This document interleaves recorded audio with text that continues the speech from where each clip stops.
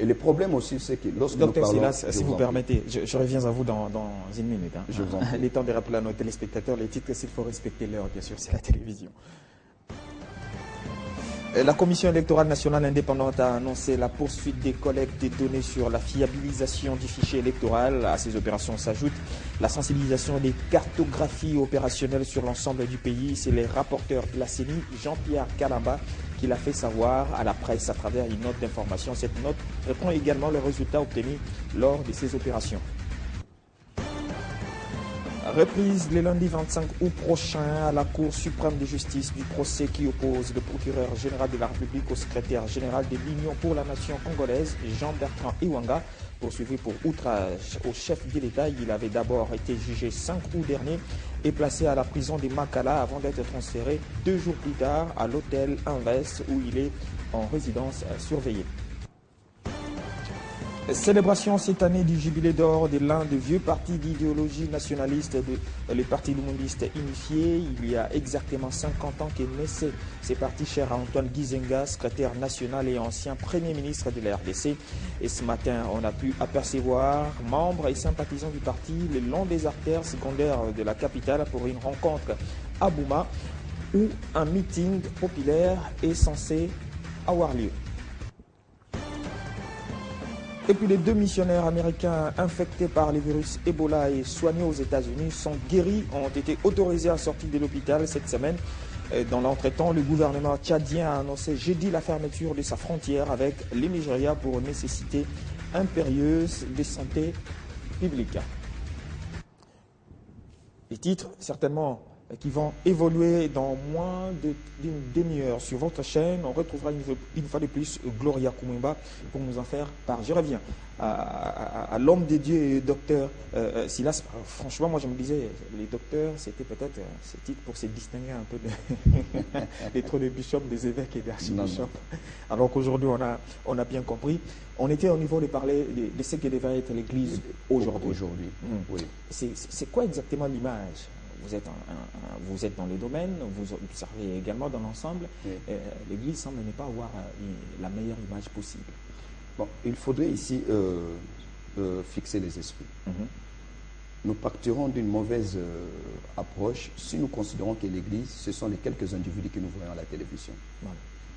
L'Église, ce ne sont pas les pasteurs que vous et moi croyons être célèbres ou des vedettes, entre guillemets.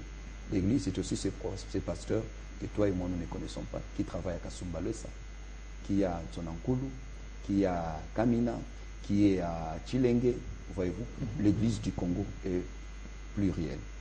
Il ne faudrait pas limiter l'Église à quelques individus que nous connaissons ici à Kinshasa et qui, pour la plupart, sont en train de briller, qui sont en train de briller par des antivaleurs. Mais qu'à cela ne tienne, nous sommes de ceux qui croient que cette Église n'a pas cessé d'exister, elle continue à exister et elle finira par jouer le rôle qui est le sien. Et pour cela, il faudrait aujourd'hui que les pasteurs congolais soient ce pasteur capable d'amener la nation, d'amener l'Église ou encore les chrétiennes et chrétiens à jouer le rôle qui est le sien, qui est le leur au sein de la société, mais aussi dans l'avantage du royaume de Dieu. Et pour cela, il faudrait que l'Église aujourd'hui comprenne que le bonheur du Congolais dépend en grande partie du bonheur du Congo. Dieu ne va pas bénir, il n'y aura pas 2 républiques, la République des Congolais et la République des chrétiens. Il n'y aura qu'une seule république. Et l'Église aujourd'hui a pour sa mission de créer cette émulation, de créer ce sens de patriotisme, d'amener les chrétiens à aimer leur nation et à cesser de parler en mal de la nation, mais plutôt à émettre des avis qui sont objectifs, sans coloration politique, dans les soucis de créer, comme nous les espérons tous, un Congo émergent. Sans coloration politique, mais il est difficile, nous vivons dans une société où... C'est possible. Vous savez, l'un des mots qui ronge cette nation, le Congo, c'est l'hyperpolitisation. L'hyperpolitisation. C'est-à-dire que le Congo est trop politisé et il faudrait en délivrer. Mais parce que on ne peut pas vivre comme cela. On retrouve vous aussi, on me dit, parce que nous, peuple, nous croyons aux hommes de Dieu. Évidemment, c'est ça les combles. Malheureusement, s'il faut le dire comme ça, c'est vous qui nous amenez vers, parce que je vous vois, vous, dans tel endroit, moi je me dis, mais c'est mon père spirituel. Voilà, c'est ça, justement, c'est ce que j'étais en train de dire, c'est ça les combles, et c'est un mal qu'il faudrait à tout prix éradiquer. On ne peut pas bâtir une nation prospère lorsque la politique prend le dessus et monopolise tout. Il faudrait aujourd'hui que dans chaque secteur de la vie, que l'on reconnaisse la liberté de tenir des débats, tant dans les milieux ecclésiastiques que dans les milieux universitaires. Vous savez qu'aujourd'hui au Congo, il est même difficile à un scientifique de pouvoir émettre un avis sans que cet avis soit taxé de telle ou telle coloration politique. Voyez-vous, cela sont des choses qui nous empêchent, ou encore qui empêchent aux intelligences congolaises. Parce que les intelligences congolaises ne se logent pas seulement au niveau de l'hémicycle. Les intelligences congolaises ne se logent pas seulement au niveau de l'hôtel du gouvernement. Les intelligences congolaises ne se lèvent pas seulement au niveau des cabinets ministériels. Les intelligences congolaises, nous en avons partout. Et au niveau où le Congo se trouve aujourd'hui, le Congo a besoin de toutes ces intelligences. Voilà pourquoi aujourd'hui, nous sommes en train de prôner ce leadership collectif, susceptible de pouvoir créer cette synergie, nous faire adhérer tous à une vision. Une vision qui, au départ, serait peut-être la vision d'un parti politique, la vision d'un groupement politique, mais qui finirait par devenir une vision nationaliste, une vision nationale. Et pour cela, il nous faut des leaders nouveaux, des leaders qualifiés. Les obligations. Les obligations, avant tout, un bon leader ou encore un bon leadership nécessite une vision. Je vous ai dit que c'est la vision qui engendre le leadership. Mais ce n'est pas au leadership, on ne s'improvise pas leader, mais il faudrait d'abord qu'au préalable, qu'un groupe d'hommes ou encore qu'un individu ait une vision et qu'il parvienne maintenant à distiller la vision pour que cette vision qui au départ était singulière ou individuelle finisse par devenir une vision collective ou communautaire. Et pour cela, le leader lui-même doit être courageux. Pourquoi courageux? Parce qu'il n'est pas facile que d'être à la tête d'une masse. Il n'est pas facile d'être à la tête d'une société ou d'une communauté. Voyez-vous? Et les gens ne parleront pas toujours le même langage que vous, mais vous devez avoir autant de courage pour braver votre peur et à vous amener à faire les choses que vous considérez être les bonnes choses au lieu simplement de chercher à satisfaire la majorité. Voyez-vous? Un deuxième critère ou encore deuxième exigence qu'on doit retrouver dans le chef d'un leader, c'est son intégrité. Dans le leadership, ce que vous êtes est plus important que ce que vous faites. Ce que vous êtes en tant qu'individu, ce que vous êtes en tant que personne est plus important que les titres académiques que vous portez, que vous détenez. Ce que vous êtes est plus important que ce que vous dites. Les gens ne vous suivent pas parce que vous parlez bien, les gens vous suivent parce que vous êtes vous-même érigé en modèle ou en exemple. Voyez-vous? Aujourd'hui, le monde entier célèbre Nelson Mandela. Lors du funérail de Nelson Mandela, vous avez remarqué qu'il y a eu plus de 100 chefs d'État et chefs de gouvernement. Jamais pareille chose ne s'est fait pendant le 20e et le 21e siècle. Voyez-vous? Mais quelle est la force de Mandela? Est-ce qu'il était super intelligent? Je ne pense pas. Était-il le plus diplômé? Je ne pense pas. Seulement, Mandela a dit non lorsque tout le monde aurait dit oui. Il a dit oui lorsque tout le monde aurait eu peur de dire oui. Voyez-vous? Voilà pourquoi je parlais à la fois du courage, mais aussi de l'intégrité. Parce que notre vie parle mieux que notre discours. Notre vie parle mieux que nos actes. Il faudrait aujourd'hui, pour les nouveaux types de leaders dont le Congo a besoin et dont l'Afrique a besoin, des hommes intègres, des hommes qui font ce qu'ils ont promis de faire. Mais aujourd'hui, vous, en tant qu'homme dédié, laissez-moi faire les marchés entre les deux, vous n'êtes plus le modèle de la société.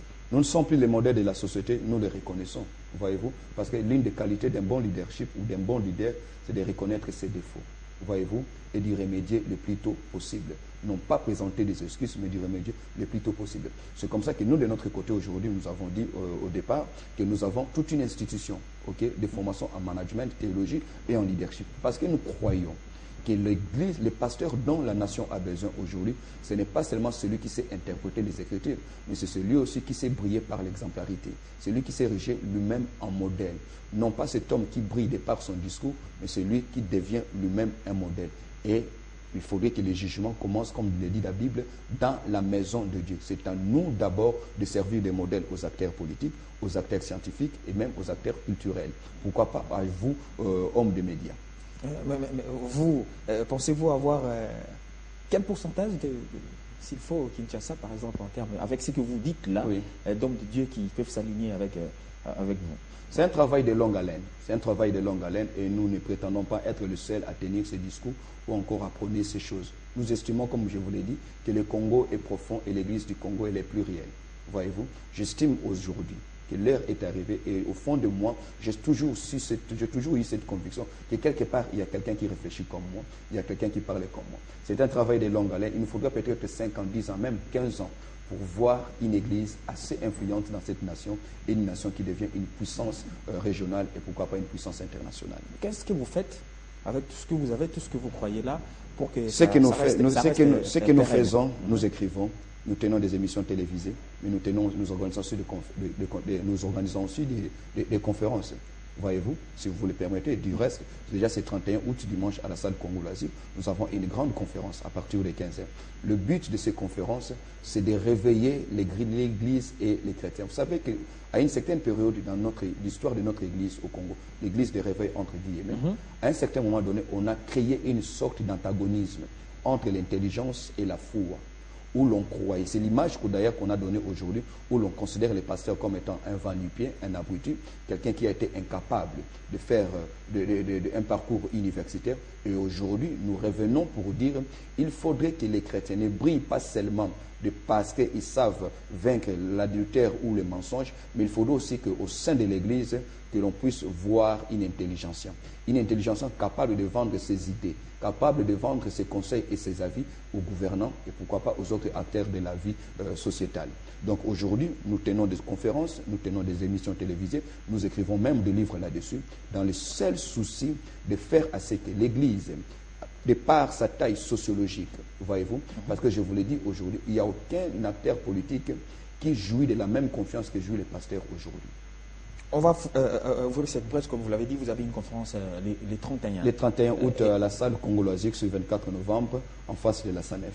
C'est quoi la thématique que vous avez? La thématique, c'est « Va avec la force que tu as ». Je ne saurais pas ici déballer le fond même de cette thématique, mais l'objectif, c'est d'amener les gens à se découvrir soi-même.